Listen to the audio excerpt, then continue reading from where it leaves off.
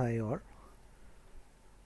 നമുക്ക് advanced energy എഞ്ചിനീയറിങ്ങിൻ്റെ module 1 ടോപ്പിക്കുകൾ നമുക്ക് നോക്കാം. അപ്പോൾ നമുക്കതിനകത്ത് ആദ്യമായിട്ട് നമുക്ക് പഠിക്കാനുള്ളതെന്ന് പറഞ്ഞു കഴിഞ്ഞാൽ സോഴ്സസ് ഓഫ് പവറുകളാണ്. സോഴ്സസ് ഓഫ് പവർ രണ്ടായിട്ട് മെയിൻ ക്ലാസിഫിക്കേഷൻ ഉണ്ട്. ഒന്ന് റിന്യൂവബിൾ പവർ സോഴ്സും രണ്ട് നോൺ റിന്യൂവബിൾ പവർ സോഴ്സും. അപ്പോൾ റിന്യൂവബിൾ പവർ സോഴ്സിനകത്ത് വരുന്ന ഡിവിഷൻസ് ആണ് wind, solar, tidal, hydro power, geothermal. അതുപോലെ തന്നെ നോൺ റിന്യൂവബിൾ പവർ സോഴ്സിനകത്ത് വരുന്നതാണ് കോള്, ഓയിൽ, ന്യൂക്ലിയർ. ഇപ്പോൾ ഇതിൻ്റെ പവർ എന്ന് പറഞ്ഞാൽ നമുക്ക് ജനറലായിട്ട് പറയാം. പവർ എന്താണ്? Power is the rate of doing work which equals energy per time. അപ്പം എബിലിറ്റി ടു ഡൂ വർക്കാണ് പവർ എന്ന് പറയുന്നത്. അപ്പോൾ അതിൻ്റെ യൂണിറ്റ് ഓഫ് പവർ എന്ന് പറഞ്ഞു കഴിഞ്ഞാൽ എന്താ? വാട്ട് വരാം, ജൂൾ പെർ സെക്കൻഡ് വരാം, അല്ലെങ്കിൽ ഹോഴ്സ് പവർ എന്നൊക്കെ പറയാം. അതുപോലെ തന്നെ പ്രൈം മൂവർ. പ്രൈം മൂവർ എന്ന് പറഞ്ഞാൽ എന്താണ്? Prime mover is a machine that transforms energy from thermal or pressure form to mechanical form, typically an engine or turbine. എന്ന് വെച്ച് കഴിഞ്ഞാൽ പ്രൈം മൂവർ എന്ന് പറഞ്ഞു കഴിഞ്ഞാൽ തെർമൽ അല്ലെങ്കിൽ പ്രഷർ ഫോമിലുള്ള എനർജിയെ നമ്മൾ മെക്കാനിക്കൽ എനർജി അല്ലെങ്കിൽ മെക്കാനിക്കൽ ഫോമിലോട്ട് മാറ്റുന്ന ഡിവൈസുകളെല്ലാം പറയുന്ന പേരാണ് പ്രൈം മൂവർ എന്ന് പറയുന്നത്. അതിന് എക്സാമ്പിളാണ് എൻജിൻ അല്ലെങ്കിൽ ടർബൈൻ എന്ന് പറയും. അടുത്ത് പവർ സ്റ്റേഷൻ.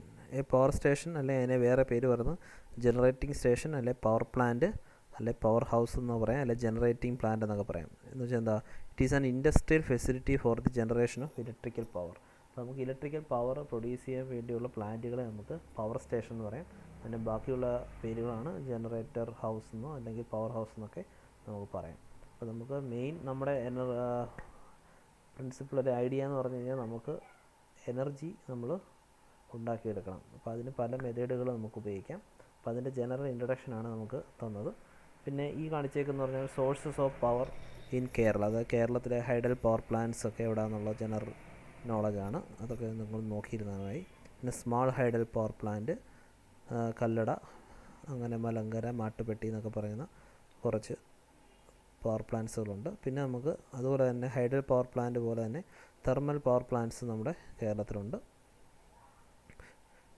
അതുപോലെ കുറച്ച് എക്സാമ്പിൾസാണ് കൊടുത്തേക്കുന്നത്. അപ്പോൾ നമുക്കിനി മെയിനായിട്ട് നമുക്ക് ഇനി പഠിക്കാനുള്ളത് പവർ പ്ലാന്റ്സിനെ പറ്റിയുള്ള ക്ലാസിഫിക്കേഷനാണ്. അപ്പോൾ പവർ പ്ലാന്റ്സ് മെയിനായിട്ട് നമ്മുടെ ഫസ്റ്റ് മോഡ്യൂളിൽ 5 പവർ പ്ലാന്റ്സുകളാണ് പറയുന്നത്.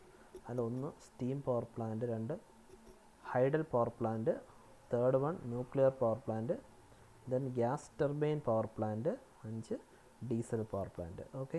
അപ്പോൾ ഇതിൻ്റെ ഓരോന്നും നമുക്ക് ഈ ഫസ്റ്റ് മോഡ്യൂളിൽ പഠിക്കണം. അതിൻ്റെ ലേ ഔട്ട്, അതിൻ്റെ പാർട്സ് അടയാളപ്പെടുത്തുക, പടം വരയ്ക്കുക, പിന്നെ അതിൻ്റെ വർക്കിംഗ് എന്താണെന്നുള്ളത് നമ്മൾ എക്സ്പ്ലെയിൻ ചെയ്യുക. പിന്നെ ഇതിൻ്റെ അഡ്വാൻറ്റേജ്, ഡിസഡ്വാൻറ്റേജ് ഒക്കെ ഉണ്ടെങ്കിൽ അതും കൂടെ നമുക്ക് എഴുതണം. അപ്പോൾ ഇത് തിയറി ആയിട്ടുള്ള ഒരു സബ്ജക്റ്റാണ്. അപ്പോൾ നമുക്കിത് കറക്റ്റായിട്ടൊക്കെ നല്ല വൃത്തിയായിട്ടൊക്കെ എഴുതി കഴിഞ്ഞാൽ നല്ല മാർക്ക് നമുക്ക് പ്രതീക്ഷിക്കാം. അപ്പോൾ നമുക്ക് പഠിക്കാനുള്ളതാണ് സ്റ്റീം പവർ പ്ലാന്റ്. അപ്പോൾ സ്റ്റീം പവർ പ്ലാന്റ് ഒരു ജനറൽ ഡയഗ്രമാണ്. നമുക്ക് മെയിനായിട്ട് വരയ്ക്കേണ്ട ഡയഗ്രാം ലേ ഔട്ട് എന്ന് പറഞ്ഞാൽ ഇതാണ്. അപ്പോൾ ഇത് ഒരു ഇൻട്രൊഡക്ഷനാണ്. അപ്പം steam power plant using steam as working substance works basically on Rankine cycle. അതായത് സ്റ്റീം പവർ പ്ലാന്റ് എന്ന് പറഞ്ഞു കഴിഞ്ഞാൽ നമ്മൾ IMEയിലൊക്കെ നിങ്ങൾ പഠിച്ച കണക്ക് സ്റ്റീം ടർബൈനൊക്കെ നിങ്ങൾ പഠിച്ചിട്ടുണ്ട്. അപ്പോൾ അവിടെ സ്റ്റീം ടർബൈനകത്ത് എൻ്റെ വർക്കിങ്ങിൽ നമ്മുടെ വർക്കിംഗ് ഫ്ലൂയിഡ് എന്ന് പറയുന്നത്, അതിൻ്റെ വർക്കിംഗ് മീഡിയം എന്ന് പറയുന്നത് എന്താണ്? സ്റ്റീമാണ്. അതുപോലെ തന്നെ നമ്മുടെ സ്റ്റീം പവർ പ്ലാന്റിനകത്തും നമ്മുടെ വർക്കിംഗ് സബ്സ്റ്റൻസ് എന്ന് പറയുന്നത് സ്റ്റീമാണ്. അത് വർക്കിംഗ് ബേസിക്കലി ഏത് സൈക്കിൾ ഉപയോഗിച്ചാണ്? റാങ്കിൻ സൈക്കിൾ ഉപയോഗിച്ചാണ് ഇത് വർക്ക് ചെയ്യുന്നത്. ഇപ്പം steam power plant convert the chemical energy of the fossil fuel into mechanical or electrical energy. അപ്പോൾ സ്റ്റീം പവർ പ്ലാന്റ് കൺവേർട്ട് ചെയ്യുന്നത് എന്താണ്? Chemical energy of fossil fuel എന്ന് പറയുന്നത് കോള്, ഓയിൽ, ഗ്യാസ് ഇതെല്ലാം കൂടെ യൂസ് ചെയ്ത് നമുക്ക് ഇതിൻ്റെ കെമിക്കൽ എനർജി, അല്ലെങ്കിൽ നമുക്ക് അതിനെ ബേൺ ചെയ്യിച്ച് കെമിക്കൽ എനർജി ഉണ്ട്. ആ കെമിക്കൽ എനർജി നമ്മൾ എന്തായിട്ട് മാറും? മെക്കാനിക്കൽ അല്ലെങ്കിൽ ഇലക്ട്രിക്കൽ എനർജി ആയിട്ട് കൺവേർട്ട് ചെയ്യുന്നു. അപ്പോൾ ഇതാണ് അതിൻ്റെ ഒരു ഇൻട്രൊഡക്ഷൻ എന്ന് പറയുന്നത്. അപ്പോൾ നമുക്ക് സ്റ്റീം പവർ പ്ലാന്റ് ഇപ്പം 10 മാർക്കിനൊക്കെ എക്സാമിന് ചോദിക്കുവാണെങ്കിൽ നമുക്ക് അതിനൊരു ഇൻട്രൊഡക്ഷൻ കൊടുക്കണം. അപ്പോൾ ഇൻട്രൊഡക്ഷനകത്ത് ഇത്ര ഉൾപ്പെടുത്തുക: ഇത് working based on Rankine cycle, ഇതിനകത്ത് ഉപയോഗിക്കുന്ന വർക്കിംഗ് ഫ്ലൂയിഡ് അല്ലെങ്കിൽ വർക്കിംഗ് സബ്സ്റ്റൻസ് എന്ന് പറഞ്ഞാൽ സ്റ്റീം ആയിരിക്കും. ഇത് കെമിക്കൽ എനർജി നമുക്ക് മെക്കാനിക്കൽ അല്ലെങ്കിൽ ഇലക്ട്രിക്കൽ എനർജി ആയിട്ട് കൺവേർട്ട് ചെയ്യും. ഇതൊരു റാങ്കിൻ സൈക്കിളിൻ്റെ ജനറൽ ഡയഗ്രാമാണ്. ഇതിനകത്ത് ബോയിലർ ഉണ്ടാവും, ടർബൈൻ ഉണ്ടാവും, ജനറേറ്റർ ഉണ്ടാവും, കണ്ടൻസർ ഉണ്ടാവും, പമ്പ് ഉണ്ടാവും. ഇത് ജസ്റ്റ് ഒന്ന് അറിഞ്ഞിരുന്നാൽ മതി. ഇപ്പോൾ നമുക്കിതിൻ്റെ ബേസിക് ഐഡിയ എന്ന് പറഞ്ഞു കഴിഞ്ഞാൽ ഒന്നുമില്ല. ബോയിലറിനകത്ത് നമുക്ക് വാട്ടർ ഉണ്ടാവും. ആ ബോയിലർ വർക്ക് ചെയ്യുന്നതനുസരിച്ച് അവിടെ ഹീറ്റ് ഉണ്ടാവും. അപ്പോൾ ആ വാട്ടർ സ്റ്റീമായിട്ട് കൺവേർട്ട് ചെയ്യുന്നു. ആ സ്റ്റീം നേരെ ടർബൈനിലോട്ട് പോകുന്നു. ടർബൈനിൻ്റെ അപ്പോൾ അവിടെ ഒരു മെക്കാനിക്കൽ എനർജി, ടർബൈൻ റൊട്ടേറ്റ് ചെയ്യുന്നു. അപ്പോൾ അവിടെ മെക്കാനിക്കൽ എനർജിയാണ് ഉണ്ടാകുന്നത്. അപ്പോൾ ടർബൈൻ ഒരു ഷാഫ്റ്റ് ജനറേറ്ററിലോട്ട് കണക്ട് ചെയ്തിട്ടുണ്ട്. അപ്പോൾ നമുക്ക് ജനറേറ്ററിനകത്ത് ഇലക്ട്രിക് കറണ്ട് പ്രൊഡ്യൂസ് ചെയ്യുന്നു. അപ്പോൾ ഈ സ്റ്റീം ഈ ടർബൈനിൽ നിന്നും കഴിഞ്ഞ് വരുന്ന സ്റ്റീം നേരെ കണ്ടൻസറിലോട്ട് പോകുന്നു. അപ്പോൾ കണ്ടൻസർ എന്താണ് ചെയ്യുന്നത്? ആ സ്റ്റീമിനെ വാട്ടറായിട്ട് കൺവേർട്ട് ചെയ്യുന്നു, കണ്ടൻസേഷൻ ചെയ്യുന്നു. അപ്പോൾ ആ വാട്ടർ വീണ്ടും നേരെ പമ്പിലോട്ട് വരുന്നു. ആ പമ്പ് വഴി വീണ്ടും ബോയിലറിലേക്ക് എത്തിക്കും. ഇതൊരു സൈക്കിളായിട്ടാണ് നടക്കുന്നത്. കാരണം നമ്മുടെ സ്റ്റീം പവർ പ്ലാൻ്റെ ബേസിക് റാങ്കിൻ സൈക്കിൾ എന്ന് പറയുന്നത്. അപ്പോൾ നമുക്കിനി ഇതിൻ്റെ ലേ ഔട്ടിലേക്ക് പോകണം. അപ്പോൾ ഇതാണ് നമ്മുടെ എക്സാമിന് നമുക്ക് ഈ ലേ ഔട്ടാണ് വരയ്ക്കേണ്ടത്. അപ്പോൾ ഇതിനകത്തെ കമ്പോണൻസ് ഒക്കെ നിങ്ങൾ നോക്കുക. അപ്പോൾ ഇതിനകത്ത് കുറേ പാർട്സുകളുണ്ട്. ഇതിനകത്ത് ജനറലായിട്ട് നമുക്ക് ബോയിലർ ഉണ്ടാവും, ടർബൈൻ ഉണ്ടാവും, ജനറേറ്റർ ഉണ്ടാവും, കണ്ടൻസർ ഉണ്ടാവും. ഇത് കൂടാതെ കുറച്ച് അഡീഷണൽ ടേംസ് കൂടെ വന്നിട്ടുള്ളതെന്ന് പറഞ്ഞാൽ കൂളിംഗ് ടവർ, പിന്നെന്താണ് economiser, air preheater, chimney. Okay, അപ്പോൾ ഇതിൻ്റെ കമ്പോണൻസ് ഒക്കെ എന്താണെന്നുള്ളത് ഇവിടെ ഓരോന്നും എക്സ്പ്ലെയിൻ ചെയ്തിട്ടുണ്ട്. അപ്പോൾ നിങ്ങൾ എക്സാമിന് ചോദിക്കുമ്പോൾ ഇത് കമ്പോണൻസ് എടുത്ത് എഴുതണം. Boiler, steam turbine, generator, condenser, economiser, അത്യാവശ്യം വേണ്ട ഒരു 5-6 എല്ലാത്തിനും എഴുതിയിരിക്കണം. അപ്പോൾ ഇതിൻ്റെ വർക്കിംഗ് ഞാനൊന്ന് പറയാം. അപ്പോൾ ഇതിൻ്റെ വർക്കിംഗ് സ്റ്റാർട്ട് ചെയ്യുന്നതെന്ന് പറഞ്ഞു കഴിഞ്ഞാൽ നമ്മുടെ ഈ ബോയിലർ എന്ന് പറയുന്ന ഭാഗത്ത് നമുക്ക് ഹീറ്റ് പ്രൊഡ്യൂസ് ചെയ്യാനുള്ളതാണ്. ബോയിലറിനകത്താണ് നമുക്ക് വാട്ടർ കളക്ട് ചെയ്ത് വെച്ചിട്ടുണ്ട്. ആ വാട്ടർ ഹീറ്റ് ആവണമെങ്കിൽ ബോയിലറിന് നമുക്ക് ഹീറ്റ് കൊടുക്കണം. ആ ഹീറ്റ് കൊടുക്കുന്നത് എങ്ങനെയാണ്? കോൾ അല്ലെങ്കിൽ ഓയിൽ, ഫോസിൽ ഫ്യൂവൽസ് ഉപയോഗിച്ച് നമുക്കിവിടെ കോൾ അല്ലെങ്കിൽ ഓയിൽ ഇവിടെ കളക്ട് ചെയ്യുന്നുണ്ട്. അവിടെ നിന്ന് നമുക്ക് എയർ, അറ്റ്മോസ്ഫിയറിക് എയറും കൂടെ വരുന്നുണ്ട്. അപ്പോൾ ഇത് രണ്ടും കൂടെ ചേർന്ന് നമുക്ക് അവിടെ എന്തുണ്ടാവും? അവിടെ ഒരു ഹീറ്റിംഗ് അല്ലെ ബേണിംഗ് പ്രോസസ്സ് നടക്കും. ബേണിംഗ് പ്രോസസ്സ് നടക്കുമ്പോഴത്തേനും ഈ ബോയിലറിനകത്തുള്ള വെള്ളം ചൂടാവുന്നതനുസരിച്ച് ആ വാട്ടർ സ്റ്റീമായിട്ട് കൺവേർട്ട് ചെയ്യുന്നു. ആ സ്റ്റീം നേരെ എവിടെ പോകുന്നു? നേരെ ടർബൈനിലേക്ക് എത്തുന്നു. അപ്പോൾ ടർബൈനിൽ ആ സ്റ്റീം വന്ന് വീഴുന്നതനുസരിച്ച് ആ ടർബൈൻ റൊട്ടേറ്റ് ചെയ്യും. ടർബൈൻ റൊട്ടേറ്റ് ചെയ്യുമ്പോൾ അവിടെ മെക്കാനിക്കൽ എനർജിയാണ് പ്രൊഡ്യൂസ് ചെയ്യുന്നത്. അപ്പോൾ ടർബൈൻ്റെ ഔട്ട്പുട്ട് ഷാഫ്റ്റ് നേരെ ജനറേറ്ററിലോട്ട് കണക്ട് ചെയ്യുന്നു. അപ്പോൾ ജനറേറ്ററിൽ ഇലക്ട്രിസിറ്റി പ്രൊഡ്യൂസ് ചെയ്യുന്നുണ്ട്. അതാണ് ജനറൽ സൈക്കിൾ. അപ്പോൾ എന്നിട്ട് ഈ ടർബൈനിൽ നിന്നും ആ സ്റ്റീം നേരെ എവിടോട്ടാണ് പോകുന്നത്? കണ്ടൻസറിലോട്ടാണ് പോകുന്നത്. അപ്പോൾ ഇവിടെ കണ്ടൻസറിൽ നമുക്ക് കണ്ടൻസേഷൻ പ്രോസസ് എന്ന് പറഞ്ഞാൽ സ്റ്റീം അല്ലെ വാട്ടറിനെ, വേപ്പറിനെ ലിക്വിഡായിട്ട് കൺവേർട്ട് ചെയ്യുന്നതാണ് കണ്ടൻസേഷൻ എന്ന് പറയുന്നത്. അപ്പോൾ ഈ കണ്ടൻസറിൽ ഈ സ്റ്റീമിനെ വാട്ടറായിട്ട് കണ്ടൻസ് ചെയ്യുന്നുണ്ട്. അത് ചെയ്യുന്നതിന് വേണ്ടി നമുക്ക് ഈ കണ്ടൻസറിന് ചുറ്റും കൂളിംഗ് വാട്ടർ സപ്ലൈ ആണ്. ഈ കൂളിംഗ് വാട്ടർ സപ്ലൈ ചെയ്യുന്നതനുസരിച്ചാണ് ഇവിടുത്തെ സ്റ്റീം ലിക്വിഡായിട്ട് കൺവേർട്ട് ചെയ്യുന്നത്. അപ്പോൾ ഈ കണ്ടൻസറിൽ നിന്നും സ്റ്റീം ലിക്വിഡായിട്ട് കൺവേർട്ട് ചെയ്ത് ഫീഡ് പമ്പ് വഴി നേരെ അത് എക്കണോമൈസറിലെത്തുന്നു. എക്കണോമൈസറിൽ എത്തുന്നു പറഞ്ഞു കഴിഞ്ഞാൽ, അപ്പോൾ ഈ എക്കണോമൈസർ എന്ന് പറഞ്ഞു കഴിഞ്ഞാൽ ഈ ബോയിലറിൽ നമുക്ക് ബേണിംഗ് പ്രോസസ്സ് നടക്കുന്നുണ്ട്. കോൾ അല്ലെങ്കിൽ ഓയിൽ അല്ലെങ്കിൽ ഉപയോഗിച്ച് നമുക്ക് ഈ ബോയിലറിൽ ബേണിംഗ് പ്രോസസ്സ് നടക്കുന്നുണ്ട്. ആ ബേണിംഗ് പ്രോസസ്സിൻ്റെ എക്സോസ്റ്റ് ഗ്യാസിനെ ഫ്ലൂ ഗ്യാസ് എന്ന് പറയാം. ആ ഫ്ലൂ ഗ്യാസ് നമ്മുടെ എക്കണോമൈസറിലോട്ട് വരുമ്പം ഈ കണ്ടൻസറിൽ നിന്ന് വരുന്ന വാട്ടർ എക്കണോമൈസറിൽ ഈ ഫ്ലൂ ഗ്യാസിൻ്റെ ഹീറ്റ് ഉപയോഗിച്ച് ഒന്ന് പ്രീ ഹീറ്റ് ചെയ്യുന്നുണ്ട്. ആ പ്രീ ഹീറ്റ് ചെയ്തിട്ട് ആ വാട്ടർ നേരെ വീണ്ടും ഫീഡ് വാട്ടർ എന്നാണ് അതിനെ പറയുന്നത്, വീണ്ടും ബോയിലറിലേക്ക് എത്തിക്കുന്നു. ആ ബോയിലറിൽ വീണ്ടും ആ വെള്ളം ചൂടാവുന്ന ഈ സൈക്കിൾ ഇങ്ങനെ കണ്ടിന്യൂ ചെയ്യുന്നുണ്ട്. അപ്പോൾ ഈ ബോയിലറിനകത്ത് ഒരു സൂപ്പർ ഹീറ്റർ, ബോയിലർ വിത്ത് സൂപ്പർ ഹീറ്റർ എന്നാണ് പറയുന്നത്. അപ്പോൾ ഈ സൂപ്പർ ഹീറ്റർ എന്ന് പറഞ്ഞാൽ ഓൾറെഡി ഇവിടെ ഒരു ഫീഡ് വാട്ടർ ഈ എക്കണോമൈസർ വഴി ഹീറ്റായിട്ടായിരിക്കും വരുന്നത്. അതിനെ ഒന്നും കൂടെ ഹീറ്റ് ചെയ്യുന്നതിന് വേണ്ടിയാണ് സൂപ്പർ ഹീറ്റർ നമ്മൾ ഉപയോഗിക്കുന്നത്. അപ്പം നല്ലതുപോലെ ഹീറ്റ് ആകുമ്പോഴാണ് അത് സ്റ്റീമായിട്ട് കൺവേർട്ട് ചെയ്യുന്നത്. അപ്പോൾ ഇവിടെ ബേണിംഗ് കോളിൻ്റെ അല്ലെങ്കിൽ ഓയിലിൻ്റെ ഒക്കെ ബേൺ ചെയ്യുന്നതനുസരിച്ച് ആഷ് ഉണ്ടാവും. ആ ആഷ് നമ്മൾ കളക്ട് ചെയ്യുന്നത് ആഷ് സ്റ്റോറേജ് യാർഡിലേക്കാണ് നമ്മൾ കളക്ട് ചെയ്യുന്നത്. എന്നിട്ട് ഈ സൈക്കിൾ കണ്ടിന്യൂ ചെയ്യുന്നുണ്ട്. എന്നിട്ട് ഈ ഫ്ലൂ ഗ്യാസ് നമുക്ക് എക്കണോമൈസറിൽ നിന്ന് നേരെ എയർ പ്രീ ഹീറ്റർ എന്ന് പറഞ്ഞു കഴിഞ്ഞാൽ നമുക്ക് കോൾ കത്തുന്നതിന് വേണ്ടിയുള്ള എയർ അറ്റ്മോസ്ഫിയറിൽ നിന്നാണ് എടുക്കുന്നത്. അപ്പോൾ ആ എയറിനെ നമുക്ക് പ്രീ ഹീറ്റ് ചെയ്യണം. അപ്പോൾ ഈ ഫ്ലൂ ഗ്യാസ് പോകുന്ന വഴിക്ക് ഇതിനെയും കൂടെ പ്രീ ഹീറ്റ് ചെയ്യുന്നുണ്ട്. എന്നിട്ട് ആ ഫ്ലൂ ഗ്യാസ് ചിമ്നി വഴി അറ്റ്മോസ്ഫിയറിലേക്ക് പോകുന്നു. അപ്പോൾ ഇത്രയാണ് ഇതിൻ്റെ ജനറൽ വർക്കിംഗ് പ്രിൻസിപ്പിൾ എന്ന് പറയുന്നത്. ഇപ്പോൾ വർക്കിംഗ് പ്രിൻസിപ്പിൾ എന്ന് പറഞ്ഞാൽ ഒന്നുകൂടെ ഓടിച്ച് പറയാം. ബോയിലറുണ്ട്. ബോയിലറിനകത്ത് നമുക്ക് വാട്ടർ കളക്ട് ചെയ്ത് വെച്ചിട്ടുണ്ട്. ആ വാട്ടറിനെ നമുക്ക് ചൂടാക്കണം. ആ ചൂടാക്കുന്നതിന് കോൾ അല്ലെങ്കിൽ ഓയിൽ ഉണ്ടാവും. എന്നിട്ട് അറ്റ്മോസ്ഫിയറിക് എയറും കൂടെ ചേർത്ത് അവിടെ ബേണിംഗ് പ്രോസസ്സ് നടക്കുന്നു. ബേണിംഗ് പ്രോസസ്സ് നടക്കുമ്പോൾ അവിടെ ഹീറ്റ് പ്രൊഡ്യൂസ് ചെയ്യുന്നു. ആ ഹീറ്റ് പ്രൊഡ്യൂസ് ചെയ്യുന്നതിന് ശേഷം ബോയിലറിനകത്തുള്ള വാട്ടർ സ്റ്റീമായിട്ട് ടർബൈൻ വഴി പോകുന്നു. ടർബൈൻ കറങ്ങുന്നു. ടർബൈൻ കറങ്ങുന്നതിനനുസരിച്ച് അതിൻ്റെ ഔട്ട്പുട്ട് ജനറേറ്ററിൽ കണക്ട് ചെയ്തിട്ടുണ്ട്. അപ്പോൾ അവിടെ കറണ്ട് പ്രൊഡ്യൂസ് ചെയ്യുന്നു. അത് ടർബൈനിൽ നിന്നും സ്റ്റീം നേരെ കണ്ടൻസർ വഴി വെളിയിലോട്ട് വരുമ്പോഴത്തേനും അത് ലിക്വിഡായിട്ട് മാറുന്നു. അപ്പോൾ കണ്ടൻസേഷൻ പ്രോസസ്സിന് വേണ്ടി സപ്പോർട്ടിംഗ് ആയിട്ട് കൂളിംഗ് ടവർ, കണ്ടൻസർ ചുറ്റും കൂളിംഗ് ടവർ വെള്ളം പാസ് ചെയ്യുന്നുണ്ട്. അപ്പോഴാണ് അത് ലിക്വിഡായിട്ട് കൺവേർട്ട് ചെയ്യുന്നത്. അത് ഫീഡ് പമ്പ് വഴി എക്കണോമൈസറിലേക്ക് പോകുന്നു. അപ്പോൾ എക്കണോമൈസറിൽ ഈ ബോയിലറിൻ്റെ ബേൺ ചെയ്യുന്നതിൻ്റെ ഫ്ലൂ ഗ്യാസ് ഇതുവഴി കടന്നു പോകുന്നതുകൊണ്ട് അപ്പോൾ എക്കണോമൈസറിൽ വെച്ച് അതിനെ ഈ വരുന്ന വെള്ളത്തെ ഫീഡ് വാട്ടർ എന്നാണ് പറയുന്നത്, അതിനെ പ്രീ ഹീറ്റ് ചെയ്യുന്നുണ്ട്. ആ പ്രീ ഹീറ്റ് ചെയ്തതിന് ശേഷം നമ്മൾ ബോയിലറിലേക്ക് വീണ്ടും എത്തിക്കുന്നു. ബോയിലറിൽ സൂപ്പർ ഹീറ്റർ ഉണ്ടാവും. അപ്പോൾ അവിടെ ആ ബോയിലർ അതിനെ ഒന്നും കൂടെ ഹീറ്റ് ചെയ്തിട്ട് വീണ്ടും സ്റ്റീമായിട്ട് കൺവേർട്ട് ചെയ്ത് സൈക്കിൾ കണ്ടിന്യൂ ചെയ്യുന്നുണ്ട്. അപ്പോൾ ബോയിലറിനകത്തുള്ള ആഷ് എല്ലാം അവിടെ കളക്ട് ചെയ്യാൻ പറ്റും.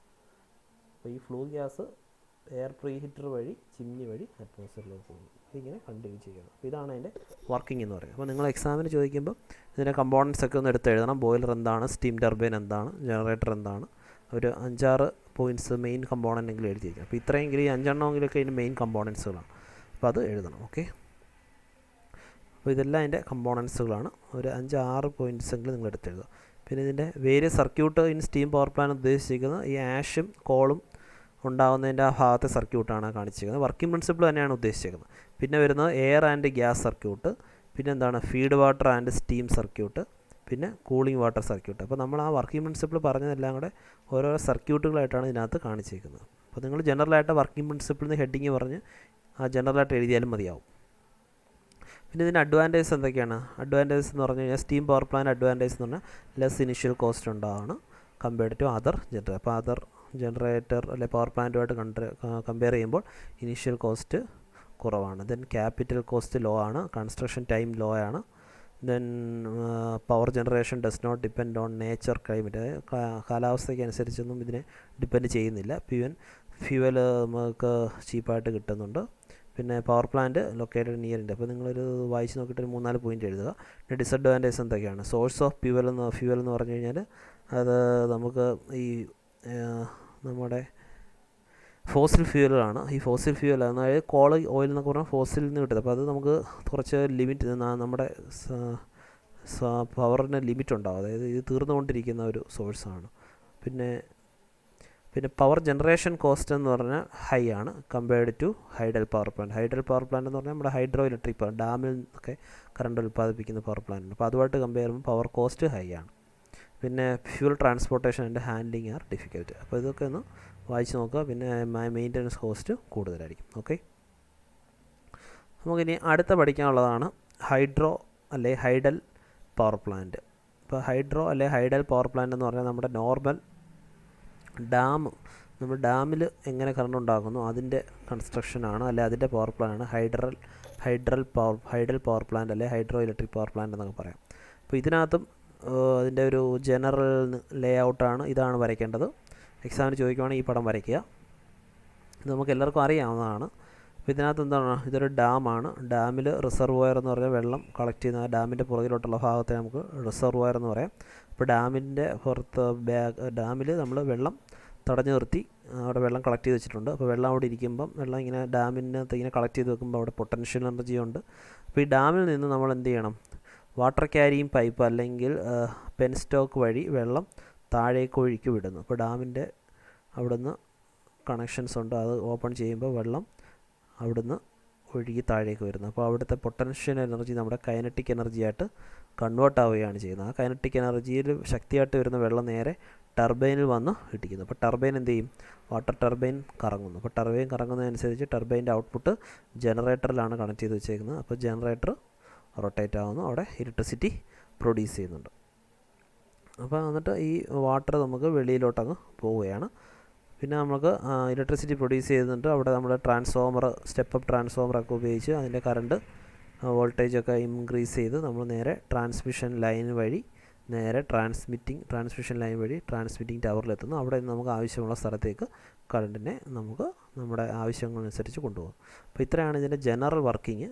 അപ്പോൾ ഇതിൻ്റെ കമ്പോണൻസ് ഒക്കെ എഴുതുക. Various components hydel power plant എന്ന് പറഞ്ഞാൽ catchment area, the whole area behind the dam, അതാണ് ക്യാച്ച്മെൻറ്റ്. റിസർവോയർ എന്ന് പറഞ്ഞാൽ the purpose of storing water ആണ് റിസർവോയർ. ഡാം എന്ന് പറഞ്ഞു കഴിഞ്ഞാൽ അറിയാമല്ലോ, നമ്മൾ നോർമലി വാട്ടർ കെട്ടി നിർത്താൻ വേണ്ടി ഉപയോഗിക്കുന്ന ആണ് ഡാം എന്ന് പറയുന്നത്. അപ്പോൾ ടൈപ്സ് ഓഫ് ഡാമൊക്കെ ജനറലായിട്ട് അറിഞ്ഞിരിക്കണം. ഗ്രാവിറ്റി ഡാമുണ്ട്, ആർച്ച് ഡാമുണ്ട്, ബട്ട്രസ് ഡാമുണ്ട്. അപ്പോൾ ഇതാണ് ഗ്രാവിറ്റി ഡാം എന്ന് പറയുന്നത്. ഗ്രാവിറ്റി ഡാം എന്ന് പറഞ്ഞാൽ നമ്മുടെ നോർമൽ ഡാം, അവിടെ ബാക്കിൽ വെള്ളം വന്ന് തടഞ്ഞു നിൽക്കുന്നു. അപ്പം ഇതിന് ആർച്ച് ഡാം എന്ന് പറഞ്ഞാൽ ഇതിൻ്റെ കർവ്ഡ് ഷേപ്പിലായിരിക്കും അതിൻ്റെ പ്ലാൻ. അതിന് എക്സാമ്പിളുണ്ട്, ഇടുക്കി ഡാമൊക്കെ പറയുന്നുണ്ട്. പിന്നെ ബട്ട്രസ് ഡാം എന്ന് പറഞ്ഞാൽ നമ്മുടെ ഗ്രാവിറ്റി ഡാം പോലെ തന്നെ അതിന് കുറച്ച് സപ്പോർട്ടിംഗ് ആയിട്ട് കുറച്ച് ഭാഗങ്ങളോടെ വരുന്നുണ്ട്. അതാണ് ബട്ട്രസ് ഡാം എന്ന് പറയുന്നത്. ഓക്കെ, അപ്പോൾ ഇതൊക്കെ അതിൻ്റെ കമ്പോണൻസ് ആണ്. നേരത്തെ പറഞ്ഞ അതേ സാധനങ്ങളൊക്കെ തന്നെയാണ്. അപ്പോൾ നിങ്ങൾ അതിൻ്റെ ആ മെയിൻ ഡയഗ്രാം വരച്ചാലും മതിയാവും. അപ്പോൾ കമ്പോണൻസ് ഒരു 5-6 എടുത്തെഴുതുക. പിന്നെ അതിൻ്റെ ക്ലാസിഫിക്കേഷനൊന്നും വേണമെന്നില്ല. പിന്നെ വർക്കിംഗ് പ്രിൻസിപ്പിൾ അപ്പുറം ഈ പറഞ്ഞ കാര്യങ്ങൾ, ഹൈഡ്രോളജിക്കൽ സൈക്കിളൊന്നും നമുക്ക് ആവശ്യമില്ല. ഓക്കെ, പിന്നെ ഇതിന് അഡ്വാൻറ്റേജ് ഒക്കെ എടുത്ത് നോക്കുക. വാട്ടർ സോഴ്സ് നമുക്ക് എപ്പോഴും ഉണ്ടായിരിക്കും, അതുകൊണ്ട് അതിന് അഡ്വാൻറ്റേജ് ആണ്. പിന്നെ running cost very low compared to thermal അല്ലെങ്കിൽ nuclear power plant. The number of operations required is considerably small compared to thermal power പ്ലാന്റുമായിട്ട് കമ്പയർ ചെയ്യുമ്പോൾ അതിൻ്റെ ഓപ്പറേഷൻസ് സ്റ്റെപ്പുകൾ വളരെ കുറവാണ്. പിന്നെന്താണ്, there is no problem with regards to the disposed of, അതായത് ആഷും കാര്യങ്ങളും ബേണിംഗ് പ്രോസസ്സുകളൊന്നും വരാത്തതുകൊണ്ട് ആഷ് ഡിസ്പോസലൊന്നും അങ്ങനെ പ്രശ്നം ഉണ്ടാകുന്നില്ല. പിന്നെ hydraulic turbine can be switched on and of in A very short time. അപ്പോൾ നമുക്ക് പെട്ടെന്ന് നമുക്കിത് സ്റ്റാർട്ട് ചെയ്യാൻ ഓഫ് ചെയ്യാനൊക്കെ പറയും. അങ്ങനെ ഒരു 3-5 അഡ്വാൻറ്റേജ് നോക്കി വെച്ചേക്കുക. ഡിസഡ്വാൻറ്റേജ് എന്താണ്? Cost of transmission is high means most of the plants are in remote. അപ്പോൾ നമുക്ക് ഇതിൻ്റെ കറണ്ടൊക്കെ ഉണ്ടാക്കാൻ പറ്റുമെങ്കിലും അതിൻ്റെ കറണ്ട് ഉണ്ടാക്കിയിട്ട് നമ്മളതിനെ ട്രാൻസ്മിഷൻ ചെയ്യണം. അപ്പോൾ അതിന് കുറച്ച് കോസ്റ്റ് കൂടുതലാണ്. കാരണം ഈ മോസ്റ്റ്ലി ഡാമെല്ലാം റിമോട്ട് ഏരിയാസിലായിരിക്കും ഉണ്ടായിരിക്കുന്നത്. അപ്പോൾ അവിടുന്ന് ദൂരേക്ക് കറണ്ട് എത്തിക്കുക എന്നുള്ള കുറച്ച് കോസ്റ്റ് കൂടും. പിന്നെ എന്താണ്, hydro power plants are capital intensive with a low rate of return. It takes consider long time for the erection of, അപ്പോൾ കുറച്ച് സമയമെടുക്കും ഇതൊക്കെ ഉണ്ടാക്കിയെടുക്കാൻ. പിന്നെന്താണ്, power generation dependent on the quantity. വാട്ടറിൻ്റെ അവൈലബിലിറ്റി അല്ലെങ്കിൽ ലഭ്യത അനുസരിച്ചാണ് പവർ ജനറേഷന് ഡിപ്പെൻഡ് ചെയ്യുന്നത്. അപ്പോൾ ഇത് കുറച്ച് ഡിസഡ്വാൻറ്റേജ് നിങ്ങൾ നോക്കി വെക്കുക. അടുത്ത നമുക്ക് പഠിക്കാനുള്ളതാണ് ന്യൂക്ലിയർ പവർ പ്ലാന്റ്. അപ്പോൾ ന്യൂക്ലിയർ പവർ പ്ലാന്റ് എന്ന് പറഞ്ഞു കഴിഞ്ഞാൽ നമുക്കറിയാം ന്യൂക്ലിയർ എനർജി ടൈപ്പ് രണ്ട് ടൈപ്പ് പ്രോസസ്സുകളുണ്ട്. ന്യൂക്ലിയർ ഫിഷനുണ്ട്, ന്യൂക്ലിയർ ഫ്യൂഷനുണ്ട്.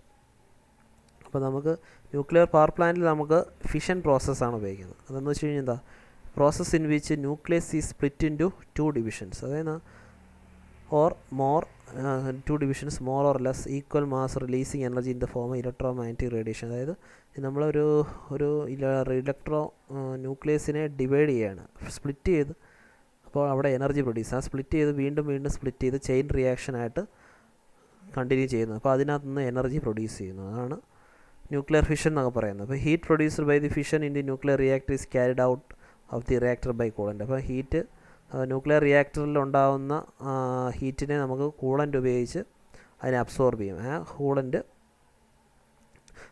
ആ ഹീറ്റ് ഉപയോഗിച്ച് സ്റ്റീം പ്രൊഡ്യൂസ് ചെയ്യാൻ ഉപയോഗിക്കുന്നുണ്ട്.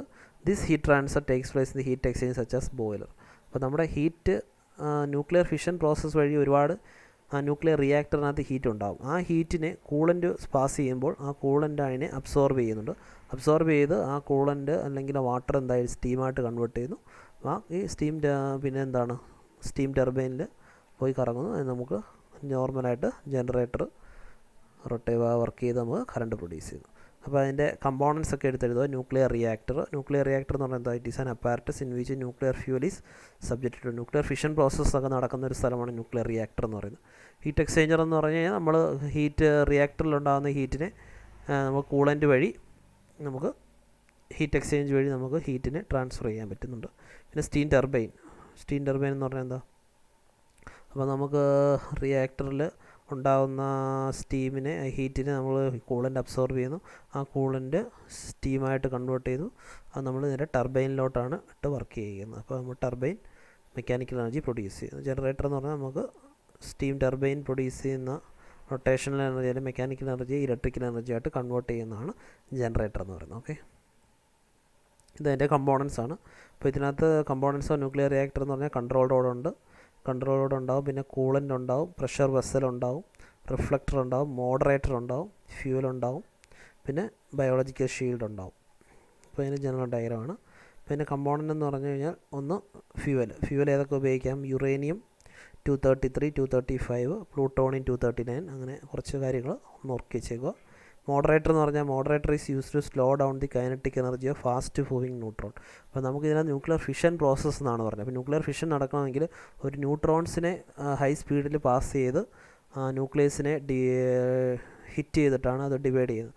അപ്പോൾ ആ ഫാസ്റ്റ് മൂവിങ് ന്യൂട്രോൺസിനെ സ്ലോ ഡൗൺ ചെയ്യുന്നതിന് വേണ്ടിയാണ് മോഡറേറ്റർ ഉപയോഗിക്കുന്നത്. കൺട്രോൾ റോഡ്സ് എന്ന് പറഞ്ഞു കഴിഞ്ഞാൽ use to control the nuclear chain reaction. അപ്പോൾ ന്യൂക്ലിയർ ചെയിൻ റിയാക്ഷനെ കൺട്രോൾ ചെയ്യാൻ വേണ്ടിയാണ് കൺട്രോൾ റോഡ്സ് ഉപയോഗിക്കുന്നത്. ഓക്കെ, കൺട്രോൾ റോഡ്സ് ആയിട്ട് നമുക്ക് മെയിനായിട്ട് നമുക്ക് കാഡ്മിയം ബോറോണൊക്കെ ഉപയോഗിക്കാൻ പറ്റും. പിന്നെ കൂളൻ്റ് ഉണ്ട്. Purpose of coolant is to extract the heat generated by the fission. ആ ഫിഷൻ പ്രോസസ്സിലുണ്ടാകുന്ന ഹീറ്റിനെ എക്സ്ട്രാക്ട് ചെയ്തെടുക്കാൻ വേണ്ടിയാണ് കൂളൻ്റ് ഉപയോഗിക്കുന്നത്. അതിന് ഉപയോഗിക്കുന്നത് heavy water, light water, gas ഉപയോഗിക്കാം, അതായത് ഹൈഡ്രജൻ, കാർബൺ ഡൈ ഓക്സൈഡ് ഒക്കെ ഉപയോഗിക്കും. റിയാക്ടർ വെസൽ, ഇത് പ്രോസസ്സെല്ലാം നടക്കുന്ന ഒരു വെസലിനകത്താണ്. പിന്നെ റിഫ്ലക്ടർ എന്ന് പറഞ്ഞാൽ use to reduce the loss of neutrons. അപ്പോൾ നമുക്ക് ഈ ന്യൂട്രോൺസിന് നഷ്ടപ്പെടാതെ നമുക്ക് റിഫ്ലക്റ്റ് ചെയ്ത് സൂക്ഷിക്കാൻ പറ്റുന്നതാണ് റിഫ്ലക്ടർ എന്ന് പറയുന്നത്. ഷീൽഡ് എന്ന് പറഞ്ഞാൽ shield prevent the transfer radiation to the external. അതായത് പുറത്തേക്ക് ഈ റിയാക്ടറിൽ നിന്ന് പുറത്തേക്കും റേഡിയേഷൻ ഒന്ന് പുറത്ത് പോകാതിരിക്കാൻ വേണ്ടിയാണ് ഷീൽഡ് ഉപയോഗിക്കുന്നത്. കുറച്ച് അഡ്വാൻറ്റേജസ് ഉണ്ട്. No problem of fuel transportation, storage etcetera. Less manpower കുറവാണ്. പവർ കപ്പാസിറ്റി കൂടുതലാണ്. Capital cost expect for reactor is very less. Disadvantage എന്ന് പറഞ്ഞാൽ റേഡിയേഷൻ കോസസ് സിവിയർ എൻവയോൺമെൻറ്റ്. നമുക്കറിയാവുന്ന പോലെ റേഡിയേഷൻസ് ഉണ്ടാവും. ഡിസ്പോസൽ ഓഫ് ഇതിൻ്റെ വേസ്റ്റ് മെറ്റീരിയൽസ് ഡിപ്പോസിറ്റ് ചെയ്യുന്നതിന് കുറച്ച് ബുദ്ധിമുട്ടുണ്ടാവും. Varying load condition not suitable. Capital cost is very high. Okay, അടുത്തത് types of nuclear power plant. ഇതുകൂടെ ഉള്ളൂ. Types of nuclear power plant എന്ന് പറഞ്ഞു കഴിഞ്ഞാൽ രണ്ടെണ്ണം ഉണ്ട്. ഒന്ന് പ്രഷറൈസ്ഡ് വാട്ടർ റിയാക്ടർ PWR, രണ്ട് ബോയിലിംഗ് വാട്ടർ റിയാക്ടർ BWR. അതുപോലെ തന്നെ light water cooled and moderator reactor എന്നാണ് അതിൻ്റെ ഫസ്റ്റ് ക്ലാസിഫിക്കേഷൻ. അതിൻ്റെ സബ് ഡിവിഷനാണ് PWR ആൻഡ് BWR. അപ്പോൾ ഇതിൻ്റെ LWR എന്ന് പറഞ്ഞാൽ light water cooled and moderator reactor. അവിടെ എൻറിച്ച്ഡ് യുറേനിയം ഫ്യൂവലാണ് മോസ്റ്റ്ലി നമ്മൾ ഉപയോഗിക്കുന്നത്.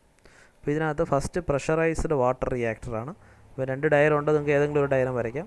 അപ്പോൾ ഈ പ്രഷറൈസ്ഡ് വാട്ടർ റിയാക്ടർ എന്ന് പറഞ്ഞു കഴിഞ്ഞാൽ ഇതാണ് നമ്മുടെ റിയാക്ടർ വെസലുകൾ എന്ന് പറഞ്ഞാൽ റിയാക്ടർ വെസൽ. ഇതതിൻ്റെ ടോട്ടൽ ജനറൽ ഔട്ട്ലൈനാണ്. അപ്പോൾ ഇതിനുള്ളിലാണ് ഇതൊക്കെ നടക്കുന്നത്. അപ്പോൾ ഇത് റിയാക്ടർ വെസലിനകത്ത് റിയാക്ടർ വെസലിനകത്താണ് നമ്മുടെ ന്യൂക്ലിയർ ഫിഷൻ പ്രോസസ്സ് നടക്കുന്നത്. അപ്പോൾ ഈ ന്യൂക്ലിയർ ഫിഷൻ പ്രോസസ്സ് നടക്കുമ്പോൾ ഇതിനകത്ത് ഹൈ ഹീറ്റ് ഉണ്ടാകും. പക്ഷേ ഇവിടെ ഒരു പ്രഷറൈസർ എന്ന് പറഞ്ഞ ഡിവൈസും ഉണ്ട്. ഇതിന് ചുറ്റും ഈ പോകുന്നതെല്ലാം വാട്ടർ ആയിരിക്കും, അല്ലെങ്കിൽ കൂളൻ്റ് ആയിരിക്കും. അപ്പോൾ ഇവിടെ ഈ കൂളൻറ്റിനെ ഈ റിയാക്ടറിന് ചുറ്റും ഇങ്ങനെ പാസ് ചെയ്തുകൊണ്ട് പ്രഷറൈസർ എന്ന് പറഞ്ഞാൽ ഒരു ഹൈ പ്രഷർ എപ്പോഴും ഇങ്ങനെ അപ്ലൈ ചെയ്തുകൊണ്ടേ ഇരിക്കുകയാണ്. അതാണ് കോൺസ്റ്റൻ്റ് ആയിട്ട് ഹൈ പ്രഷർ പ്രൊഡ്യൂസ് ചെയ്യുന്നതാണ് പ്രഷറൈസർ എന്ന് പറയുന്നത്. അപ്പോൾ ഇവിടെ ഉണ്ടാകുന്ന ഹീറ്റ് ന്യൂക്ലിയർ ഫിഷൻ പ്രോസസ്സ് നടക്കുമ്പോൾ ഇവിടെ ഹൈ ഹീറ്റ് ഉണ്ടാകും. ആ ഹൈ ഹീറ്റ് ഇതിൽ വഴി പാസ് ചെയ്യുന്ന കൂളൻ്റ് ഇതുവഴി പാസ് ചെയ്യുന്നുണ്ട്. അപ്പോൾ കൂളൻ്റ് ഇതിനെ അബ്സോർബ് ചെയ്തിട്ട് ആ കൂളൻ്റ്, പക്ഷേ ഇവിടെ ഒരു സ്റ്റീം ജനറേറ്റർ എന്ന് പറയും, അല്ലെങ്കിൽ ബോയിലർ എന്നും പറയും. ജനറേറ്ററിൽ ഫീഡ് വാട്ടർ ഓൾറെഡി കിടപ്പുണ്ട്, നോർമൽ വാട്ടർ കിടപ്പുണ്ട്. അപ്പോൾ ഇതുവഴി ഇങ്ങനെ പുറത്തുള്ള ട്യൂബിലൂടെ ഇങ്ങനെ ഇവിടുത്തുള്ള ഹീറ്റ് ഈ കൂളൻ്റ് അബ്സോർബ് ചെയ്ത് ഇങ്ങനെ സർക്കുലേറ്റ് ചെയ്തുകൊണ്ടിരിക്കുകയാണ്. അപ്പോൾ ഇവിടെ കിടക്കുന്ന ലിക്വിഡ് എന്ത് ചെയ്യും, അല്ലെങ്കിൽ വാട്ടർ എന്ത് ചെയ്യും, ചൂടായി ഈ ഹീറ്റിനെ അബ്സോർബ് ചെയ്ത് ഇതിനെ ഹീറ്റാവും. അപ്പോൾ ഈ കിടക്കുന്ന ലിക്വിഡ് നേരെ സ്റ്റീമായിട്ട് നേരെ ടർബൈനിലോട്ട് പോകുന്നു. ടർബൈനിൽ നിന്നും ഇപ്പോൾ ടർബൈൻ റൊട്ടേറ്റ് ചെയ്യുന്നതനുസരിച്ച് ജനറേറ്ററിലോട്ട് പവർ ഉണ്ടാകുന്നു. ആ പവറിന് ട്രാൻസ്മിഷൻ ലൈൻ വഴി നമുക്ക് ആവശ്യമുള്ള സ്ഥലത്തേക്ക് പോകും. എന്നിട്ട് ആ ടർബൈനിൽ നിന്നും നമ്മൾ സ്റ്റീം നേരെ ഇവിടെ വരുന്നു, കണ്ടൻസറിൽ വരുന്നു. അപ്പോൾ കണ്ടൻസർ നേരത്തെ പറഞ്ഞ പോലെ തന്നെ കണ്ടൻസറിൽ വെച്ച് ആ സ്റ്റീം വീണ്ടും ലിക്വിഡായിട്ട് കൺവേർട്ട് ചെയ്യുന്നു. ആ ലിക്വിഡ് വാട്ടർ വീണ്ടും ഈ ജനറേറ്ററിലോട്ട് പോകുന്നു. ഈ പ്രോസസ്സ് കണ്ടിന്യൂ ചെയ്യുന്നു. അപ്പോൾ ഇവിടുത്തെ പ്രത്യേകത എന്ന് പറഞ്ഞാൽ ഇവിടെ ഒരു കോൺസ്റ്റൻ്റ് ആയിട്ട് ഹൈ പ്രഷർ അപ്ലൈ ചെയ്യാൻ വേണ്ടി പ്രഷറൈസറുണ്ട്. റിയാക്ടറിന് ചുറ്റും നമ്മൾ കൂളൻ്റ് പാസ് ചെയ്യുന്നു. ഈ റെഡ് കളറിൽ കാണുന്ന കൂളൻ്റാണ്. അപ്പോൾ റിയാക്ടറിൻ്റെ ഹീറ്റിനെ കൂളൻ്റ് അബ്സോർബ് ചെയ്യുന്നു. അപ്പോൾ ഈ കൂളൻ്റ് നേരെ ഈ ജനറേറ്റർ അല്ലെ ബോയിലറിൻ്റെ ഭാഗത്തുകൂടെയാണ് ഇത് പോകുന്നത്. അപ്പോൾ ഇതിനകത്തുള്ള ഹീറ്റിന് ഈ ബോയിലറിനകത്ത് വെള്ളം ഉണ്ടാവും. ആ വാട്ടർ ഹീറ്റ് അബ്സോർബ് ചെയ്ത് സ്റ്റീമായിട്ട് ടർബൈൻ വഴി ജനറേറ്ററിലോട്ട് പോകുന്നു. അപ്പോൾ ടർബൈനിൽ നിന്നും നേരെ അത് കണ്ടൻസ് ചെയ്ത് വീണ്ടും വാട്ടറായിട്ട് വീണ്ടും ജനറേറ്ററിലോട്ട് പോകുന്നു. അപ്പോൾ ഇതിനകത്ത് ഒരു പ്രത്യേകത എന്ന് പറഞ്ഞു കഴിഞ്ഞാൽ ഈ റിയാക്ടറിന് ചുറ്റും ഈ കൂളൻ്റ് പാസ് ചെയ്യുന്നതുകൊണ്ട് റിയാക്ടറിനകത്ത് കുറച്ച് റേഡിയോ ആക്റ്റീവ് എലമെൻറ്റ്സ് ഉണ്ടാകാൻ സാധ്യതയുണ്ട്. പക്ഷേ ഇത് സെപ്പറേറ്റ് ട്യൂബുകളിലായതുകൊണ്ട് ഈ വെളിയിലോട്ട് വരുന്ന വാട്ടറിനകത്തോട്ട് അതിനെ എഫക്റ്റ് ചെയ്യത്തില്ല. അപ്പോൾ അതാണ് പ്രഷറൈസർ വാട്ടർ റിയാക്ടർ. അപ്പോൾ അതിൻ്റെ കമ്പോണൻറ്റ് പ്രഷറൈസർ വാട്ടർ റിയാക്ടർ എന്താണെന്ന് എഴുതിയിട്ടുണ്ട്. അപ്പോൾ 2 പ്രൈമറി ലൂപ്പ്, സെക്കൻഡറി ലൂപ്പൊക്കെയാണ്. അതാണ് നമ്മൾ ജനറലായിട്ട് പറഞ്ഞേക്കുന്നത്. അപ്പോൾ അതിൻ്റെ അഡ്വാൻറ്റേജ് എന്ന് പറഞ്ഞാൽ അതിൻ്റെ ഡിസഡ്വാൻറ്റേജസ് ഒക്കെ ഉണ്ട്. ഡിസഡ്വാൻറ്റേജ് ക്യാപിറ്റൽ കോസ്റ്റ് ഹൈ ആണ്. ഇതിൻ്റെ pressurized water reactor high power density and high compact സൈസൊക്കെ ആയിരിക്കും. പിന്നെ because of the water used in the high pressure water loop is isolated. അതായത് നമ്മൾ നേരത്തെ പറഞ്ഞ പോലെ തന്നെ 2 ട്യൂബുകളിലായിട്ടാണ് ഈ വെള്ളം പാസ് ചെയ്യുന്നതുകൊണ്ട് റേഡിയോ ആക്റ്റീവിൻ്റെ കണക്ഷൻ ഉണ്ടാകുന്നില്ല. അടുത്തതാണ് ബോയിലിംഗ് വാട്ടർ റിയാക്ടർ അല്ലെങ്കിൽ BWR. അപ്പോൾ ഇതിനകത്തെന്ന് പറഞ്ഞു കഴിഞ്ഞാൽ ഇവിടെ ഒരു ജനറേറ്റർ എന്ന് പറഞ്ഞ ഭാഗവും പ്രഷറൈസർ എന്ന് പറഞ്ഞ ഭാഗവും ഇതിനകത്ത് ഉണ്ടായിരിക്കുന്നില്ല. അപ്പോൾ ഇവിടെ എന്ന് പറഞ്ഞു കഴിഞ്ഞാൽ ഇത്രയും ഭാഗം കറക്റ്റാണ്, ഇവിടെ ചെറിയ കറക്ഷൻസ് വരുന്നതാണ്. അപ്പോൾ ഈ ഇവിടെ റിയാക്ടർ വെസലിനകത്ത് ന്യൂക്ലിയർ ഫിഷൻ പ്രോസസ് നടക്കുന്നുണ്ട്. അപ്പോൾ ഈ ഫിഷൻ പ്രോസസ് നടക്കുന്നതിനകത്തോട്ട് അല്ലെങ്കിൽ ആ റിയാക്ടറിന് ചുറ്റും നമ്മളിങ്ങനെ വെള്ളം പാസ് ചെയ്തിട്ടേക്കുവാണ്. അപ്പോൾ ഇവിടെ നിന്ന് വരുന്ന വെള്ളം ഈ റിയാക്ടറിനകത്ത് ഹീറ്റ് അബ്സോർബ് ചെയ്യുന്നു. അപ്പോൾ അത് വാട്ടർ സ്റ്റീമായിട്ട് കൺവേർട്ട് ചെയ്യുന്നു. ആ സ്റ്റീം നേരെ ടർബൈനിലോട്ട് പോകുന്നു. ടർബൈനിൽ നിന്ന് ഇപ്പോൾ ടർബൈൻ റൊട്ടേറ്റ് ചെയ്യുന്നതിൻ്റെ ജനറേറ്റർ ഉണ്ടാകുന്നു, കറണ്ട് ഉണ്ടാകുന്നു. അപ്പോൾ ടർബൈനിൽ നിന്ന് വീണ്ടും കണ്ടൻസറിലേക്കാണ് വരുന്നത്. കണ്ടൻസർ അപ്പോൾ കണ്ടൻസ് ചെയ്ത് ലിക്വിഡായിട്ട് മാറുന്നു. വീണ്ടും ആ ലിക്വിഡായിട്ട് വീണ്ടും നമ്മുടെ റിയാക്ടറിലോട്ട് പോകുന്നു. അപ്പോൾ ഇവിടുത്തെ പ്രത്യേകത എന്ന് പറഞ്ഞു കഴിഞ്ഞാൽ ഇതിനകത്ത് റിയാക്ടറിനകത്തൂടെ വെള്ളം പാസ് ചെയ്യുന്നതുകൊണ്ട് അപ്പോൾ റിയാക്ടറിനകത്തുണ്ടാകുന്ന റേഡിയോ ആക്റ്റീവ് എലമെൻറ്റ്സ് ഇതിനകത്ത് മിക്സ് ആവാൻ സാധ്യതയുണ്ട്. അതതിൻ്റെ ഒരു ഡിസഡ്വാൻറ്റേജ് ആണ്. അപ്പോൾ നമ്മൾ പ്രഷറൈസ്ഡ് വാട്ടർ റിയാക്ടർ ആണെങ്കിൽ ഇവിടെ സ്റ്റീം ജനറേറ്റർ എന്ന് പറഞ്ഞൊരു ഭാഗമുണ്ട്, അതിനകത്താണ് വെള്ളം പാസ് ചെയ്യുന്നത്. പക്ഷേ ഇവിടെ എന്ന് പറഞ്ഞാൽ റിയാക്ടറിനുള്ളിലൂടെ അല്ലെങ്കിൽ റിയാക്ടറിൻ്റെ ഭാഗത്തുകളിലൂടെ ഈ വാട്ടർ കടത്തി വിടുവാണ്. അപ്പോൾ റിയാക്ടറിനകത്തെ ഹീറ്റിനെ ആ വാട്ടർ അബ്സോർബ് ചെയ്ത് സ്റ്റീമായിട്ട് മാറി നേരെ ടർബൈനിലേക്ക് പോകും. അപ്പോൾ അതാണ് എൻ്റെ working. Boiling water reactor. The coolant used in the reactor absorb heat produced during the fission reaction in the reactor. അപ്പോൾ യുറേനിയം ഓക്സൈഡൊക്കെയാണ് ഇതിനകത്ത് ഉപയോഗിക്കുന്നത്. അപ്പോൾ ഇതിനകത്തൊരു ഡിസഡ്വാൻറ്റേജ് എന്ന് പറഞ്ഞാൽ coolant is in direct contact with turbine. So if A fuel road had A leak radio active material could be placed on the turbine. അപ്പോൾ ഇതിനകത്ത് radio active എലമെൻസിൻ്റെ connection ഉണ്ടാകാൻ സാധ്യതയുണ്ട്. അതിനകത്ത് ഡയറക്റ്റായിട്ട് കൂളൻ്റ് ഉപയോഗിക്കുന്നുണ്ട്. അപ്പോൾ ഇതിൻ്റെ അഡ്വാൻറ്റേജ് ഡിസഡ്വാൻറ്റേജ്. മേജർ അഡ്വാൻറ്റേജ് എന്ന് പറഞ്ഞു കഴിഞ്ഞാൽ ഓവറോൾ തെർമൽ എഫിഷ്യൻസി കൂടുതലായിരിക്കും compared to pressurised water reactor. The pressure inside the pressure vessel is not high, so a thicker vessel is not required. Possibility of disadvantage എന്ന് പറഞ്ഞാൽ possibility of radio active contamination in the turbine mechanism. അപ്പം radio active direct connection വരുന്നതുകൊണ്ട് turbine മെക്കാനിസത്തിനകത്ത് radio active elements ഉണ്ടാകാൻ സാധ്യത. അപ്പോൾ ഇത്രയാണ് നമ്മുടെ ഇതുവരെയുള്ള ടോപ്പിക്കുകൾ. അപ്പോൾ നമുക്കിത് എല്ലാവരും വീഡിയോ കണ്ട് അത് പഠിക്കുക. Okay, thank you.